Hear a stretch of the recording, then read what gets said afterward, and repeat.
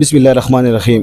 انیالا نیوز ټیم سمی خان نن په وبلین شي چې لوی ثانیه سلیوا او چلور مړی پېښ شدلی و هغه نن نواتی و او جوړه و شکر الحمدلله الله په کوم سره وصله امر سره د علاقې پیران صاحبان او مولانا صاحب موجود ده دو د پوره علاقې ته او د پنیلې ته او د مثال چورا د پښتنو رومنده هغه یو ضروري پیغام ورکوي.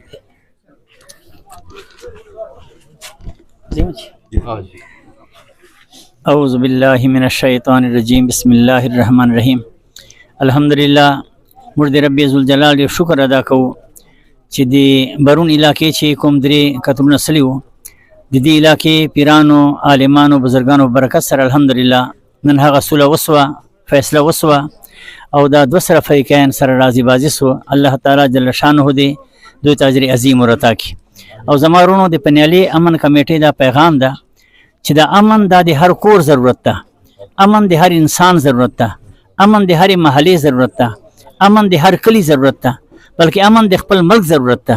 نو موږ ته پکار ده چې موږ معمولی خبرو باندې یو تر بله جګړې فسادونه لانجې نه کوو، بلکې یو تر بله معافي سره کوو، ځکه چې رب ذوالجلال قرآن چې هم دا حکم ده چې والکاظمین الغیظ والعافین عن الناس والله یحب المحسنین.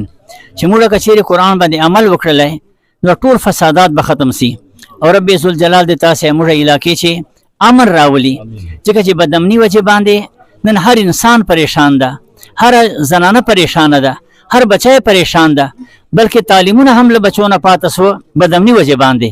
نو رب ذوالجلال د موږ علاقې چې امن راولي پر ټول ملک چې د رب ذوالجلال امن راولي. او چې کوم د پنیالې کمیټۍ امن پاره دا نوجوانان محنت کوي، کوشش کوي، دا پیران صاحبان رب ذوالجلال د دوی حفاظت فرمایي او خالق کائنات دې په ټول ملک چې د امن فضا برقرار وساتي.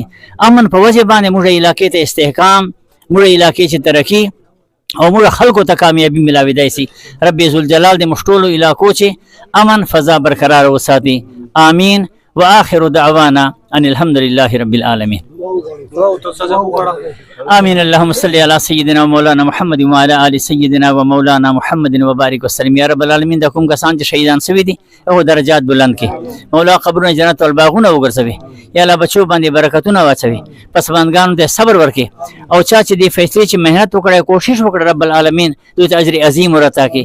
پیر هارون شاه صاحب، پیر الطاف شاه صاحب، نور د پنیالي امن کمیټې نور پیران بزرګان رب العالمین قدم قدم باندې دوی ته خیر پیش کړي او همیشه دوی ته د ښېګړې توفیق ورعطا کړي، اسلام او د مسلمانو بول بالا کړي او د فریقینو د خپل منځ اتحاد او اتفاق ورعطا کړي. رب اغفر وارحم وانت خیر الراحمین وصلی الله تعالی علی خیر خلقه محمد وعلى آله واصحابه اجمعین.